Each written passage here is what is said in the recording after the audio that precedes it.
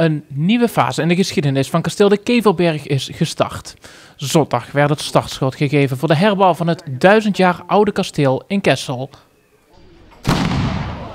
Nou, ik ben heel verheugd vandaag. Dat komt deels door het mooie weer, maar nog meer door het feit dat de herstart goed is verlopen en dat we tot nu toe de hele zaak goed onder controle hebben. Archeologische ontgravingen zijn bijna afgerond, de bouw is uitbesteed.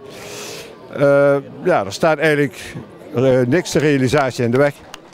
De bewoonsters, zusters van de goddelijke voorzienigheid, zagen geen kans om het kasteel te laten herbouwen en zo werd de burcht van Kessel een ruïne. Nou, ik vind het buitengewoon dat het mogelijk is dat dit weer opgebouwd werd.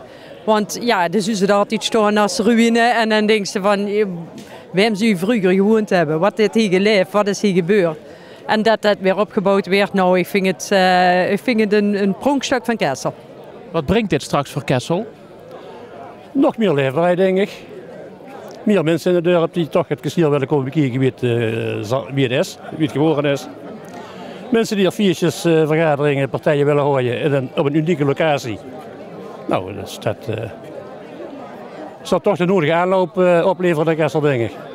Wat heb ik toch met dat kasteel? Maar op een of andere manier heb ik het tijdens mijn burgemeesterschap hier in Kessel heb ik het in mijn hart gesloten en ben ik daar continu mee bezig geweest. En nu nog wel een beetje op afstand, maar toch nog steeds mee bezig.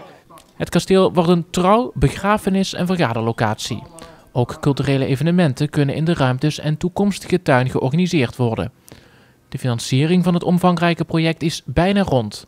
De stichting komt nog €180.000 tekort. Iedereen die ooit eens een echte ridder wilde zijn, kan ridder van kasteel de Kevelberg worden en zo een steentje bijdragen tot de voltooiing van de herbouw van het kasteel. Kessel is een attractiepunt voor de toerist, maar wordt straks nog meer. Dus wat dat betreft is het voor de ondernemers van Kessel natuurlijk van belang dat hier beweging is. Ja, en je ziet vandaag sowieso Kessel bruist en Kessel blijft bruisen.